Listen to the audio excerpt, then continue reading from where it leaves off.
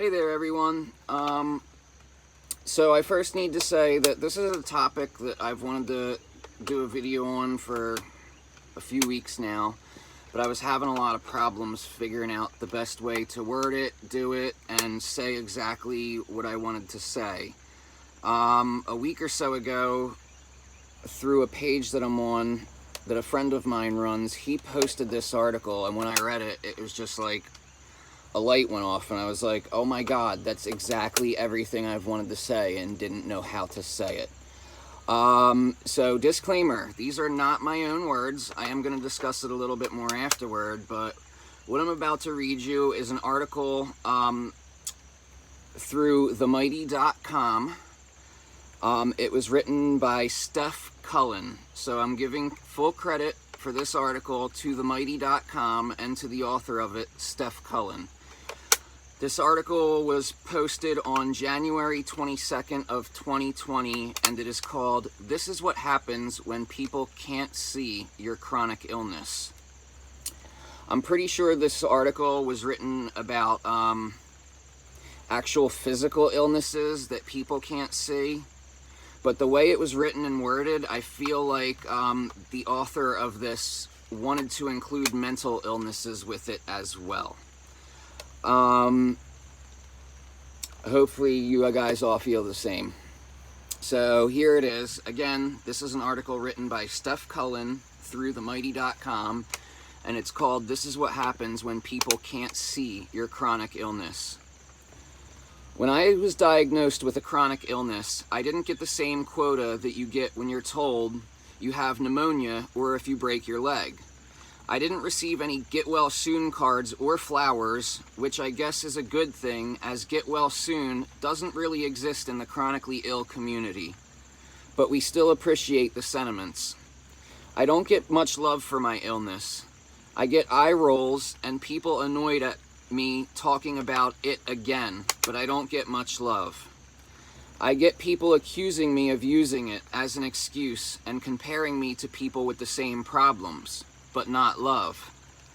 I get disbelieving shakes of the head and funny looks when pulling into a disabled parking space, but not love.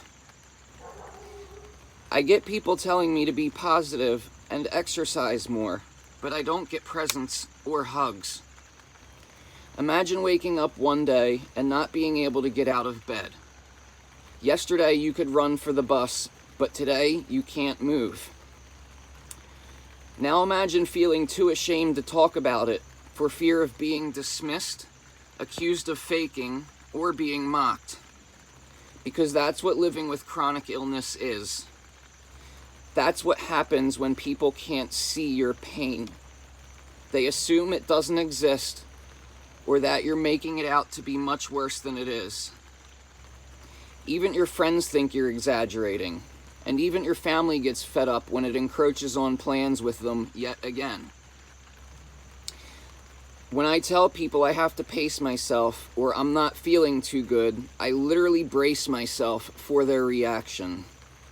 Nobody ever says, "It must be so hard. I admire your strength." That's why I write it down.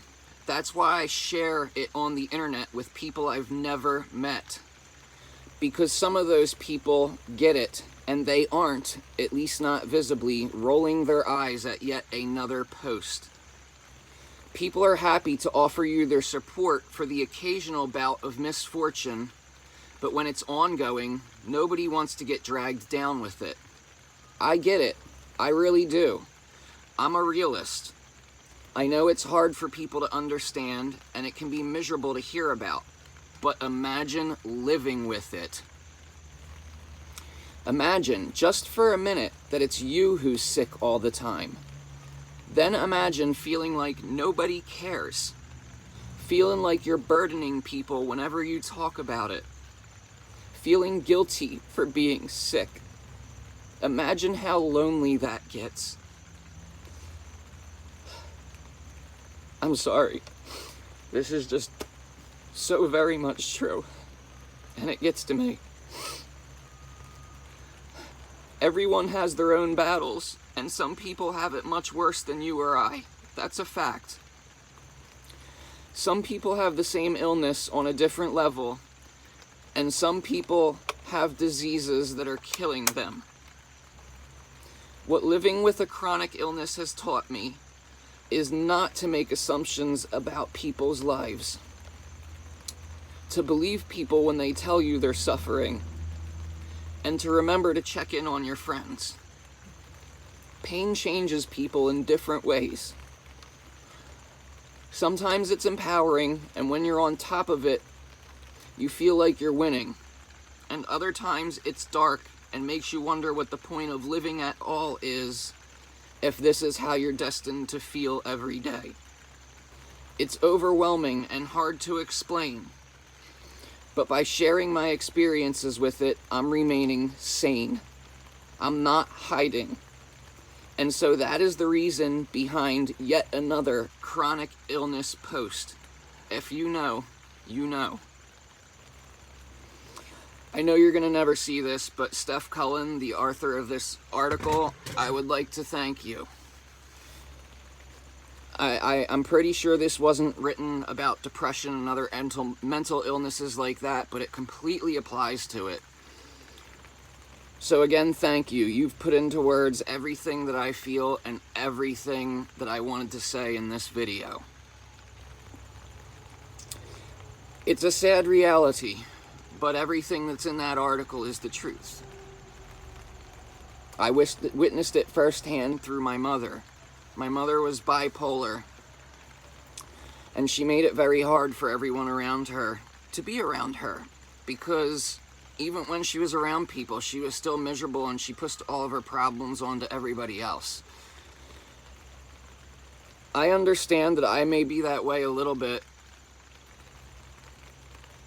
but at the same time, I recognize that, and I try to be as cheerful as I can when I'm around other people. I joke around. I have a good time.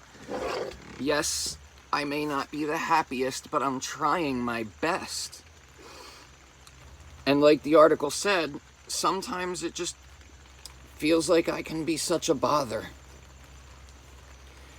Like the article said, imagine living with it though. I know you're tired of hearing about how upset I am, or how depressed I am, or what's going on in my life.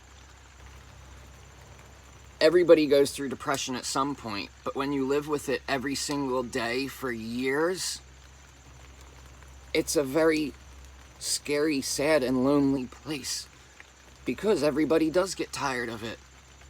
And I do understand that. I do. But like the article says, imagine living with it.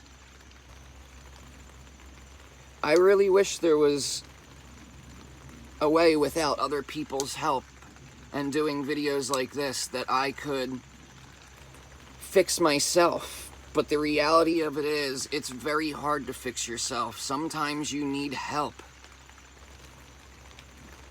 Regardless of what you're going through, regardless of how you feel or your situation, I don't judge for the exact reason that are named in this article and things I've said in my other videos. People can go through the same thing, but outcomes are different because not everybody handles things the same way.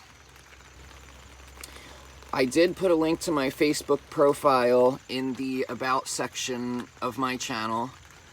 I don't know if you can click it and just get to my page. I'm not good with that kind of stuff. I'm gonna try and find someone that can do that for me, but the link to my Facebook page is there, whether you have to copy and paste it or actually write it down and type it in to get to my page, I don't know. But please, anybody who sees these videos and is going through these things, and I know this channel has been mostly focused on depression, but this is also a recovery thing as well. I am a recovering addict. I have just shy of a year and 10 months clean. So anything, recovery, depression, just needing someone to talk to because you feel alone, please use that info and contact me if you would like. That's exactly why I put it there. So don't feel ashamed. Don't be embarrassed. I'm going through things myself. I've been through things. I can at least just be an ear to listen, if nothing else. I love everybody, even though I don't know you. And that may sound crazy to some people. But if people can openly hate each other for no reason, like is going on in this world today so much right now, then I can love for no reason. Just know there are people out there who understand and who care. I'm one of them, and that's exactly why I'm doing this. So if you feel these ways, please reach out. It helps me just as much as it helps you. I had someone the other day post on Facebook to a fan page that I'm in with a ridiculous amount of people in it, how I helped them get through their first 10 days clean. And that made me feel so good because I didn't even know that they were detoxing when they were talking to me. I thought they already had clean time and they were just going through something and having a rough time.